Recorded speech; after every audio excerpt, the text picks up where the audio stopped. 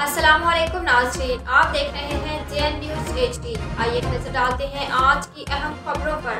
खबर शान करते हैं डिस्ट्रिक्ट कोर्ट की ब्यूरो चीफ सैयद समर बादशाह की रिपोर्ट के मुताबिक डहरकी में गुरु गोबिंद सिंह का 356वां जन्मदिन 3 रोज़ा मेले का अख्ताम, जिसमें मुल्क भर के अलावा इंडिया और न्यूजीलैंड के सिख यात्रियों की आमद। इस मेले से पहले गुरु गोबिंद सिंह मुफ्त मेडिकल कैंप का इनेकाद किया गया। बाहर से मेले में आने वाले मेहमानों के लिए खास इंतजाम किए गए। मेले में आने वाले यात्रियों का कहना था कि गुरु गोबिंद सिंह ने बच्चे कुर्बान किए और खुद भी मिसाली जिंदगी गुजारकर अनमोल हो गए। गुरु गोबिंद सिंह के 256वें जन्मदिन की मुनासबत से आने वाले यात्रियों के लिए खाने पीने और रहाइश के बेहतरीन इंतजाम किए गए।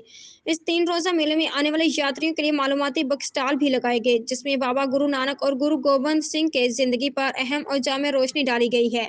इस मेले की सिक्योरिटी के हवाले से तमाम सख्त इंतजाम देखने को मिले, जिस पर बाहर से आए यात्री तमाम खुश मुतमईन दिखाई दिए।